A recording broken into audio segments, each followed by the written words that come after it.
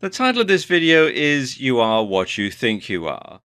And that is very true because the thoughts that we have about ourselves, the belief that we have in ourselves, can affect the way that we deal with the rest of the world, the way that we perceive ourselves, the way that we think the world perceives us.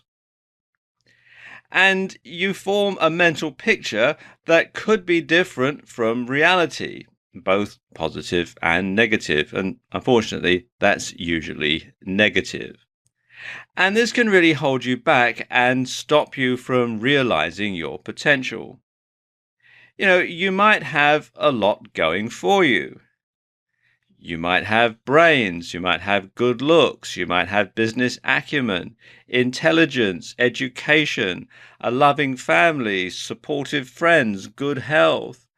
But all the time you think that there's this great big arrow pointing down at you that says you're a loser. And, that can cloud your judgment.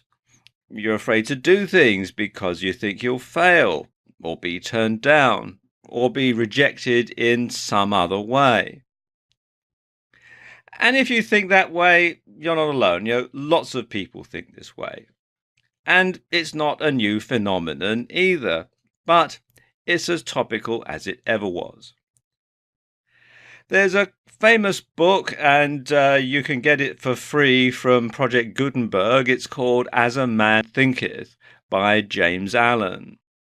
And when it was first published back in 1903, it really was a pioneering and groundbreaking book because in some ways it really is the godfather of all self-help books that are out there. And it's all about changing the way that you think. And the title comes from a passage from the Bible, from the book of Proverbs, chapter 23, verse 7, which states, "As a man thinketh in his heart, so is he." And the book was written by James Allen. That's him in the grainy black and white photograph on the right there. And he had actually quite a hard life. As you can see, he died in his 40s. He was born in a very poor family. He had all sorts of hardships growing up. He had to take on all sorts of different menial jobs just to make ends meet.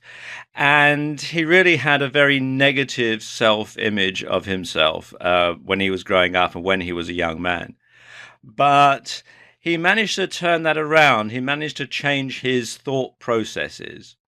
And he managed to actually become a very successful writer. First of all, writing for newspapers and magazines, and later on writing as a book author.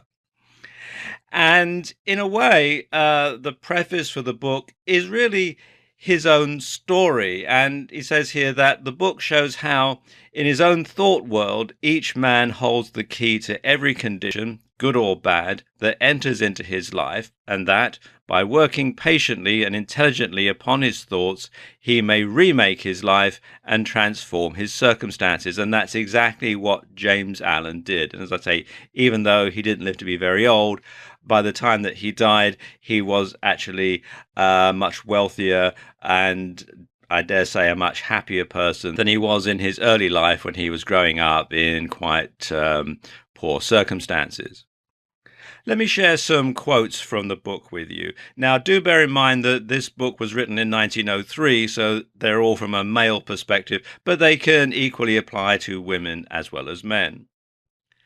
And the first one, which I think really sums up the whole book, is men do not attract what they want, but what they are. Another one is, a man is literally what he thinks, his character being the complete sum of all his thoughts. So again, it ties in with the title of the book, What You Think is What You Are. Another good one is, circumstance does not make the man, it reveals him to himself. So it's not the circumstances that you're in, it's how you deal with them that really matters. You cannot travel within and stand still without. I think that's pretty self-explanatory. The soul attracts that which it secretly harbors, that which it loves, but also that which it fears. And that ties into what's known today as the law of attraction, that, what you hope for, what you want is drawn to you, but also what you're afraid of is also drawn to you. As the physically weak man can make himself strong by careful and patient training, so the man of weak thoughts can make them strong by exercising himself in right thinking. I think that's fairly self-explanatory. Men are anxious to improve their circumstances, but are unwilling to improve themselves. Therefore, they remain bound. So you don't just want to think about it, you actually want to go out and do things to improve your circumstances, to do things to actually make your life better. Every action and feeling is preceded by a thought. Again, that's fairly self-explanatory, but a lot of people don't think about it that way, but you do think about things before you actually do them. If you're going to, open a door, you're thinking about, yes, I'm going to reach for the doorknob.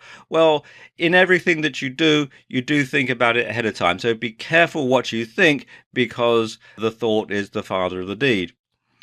And finally, right thinking begins with the words that we say to ourselves. And I think this is probably the most important phrase in the whole book, because so many times people are down on themselves. You say negative things to yourself. In your mind, you're saying, oh, I'm no good. I'll never get anywhere. I'll never do anything, blah, blah, blah, blah, blah. And then, of course, that becomes true, because that is the way that you think. As a man thinketh, you don't think the right thoughts. If you think that you can do something, then you can probably do it. Henry Ford used to say, whether you think you can or think you can't, either way you're right. So when you think the right thoughts, when you think the positive thoughts, then you'll find that things will start to go right for you, because you're thinking positively, you're looking out for things that will work right, rather than being afraid of things that are going to go wrong. And when you do this, when you apply what's in this book, and as I said, you can download it for free from Project Gutenberg, you'll find that your life will start to improve almost immediately, and you'll be a much happier person within.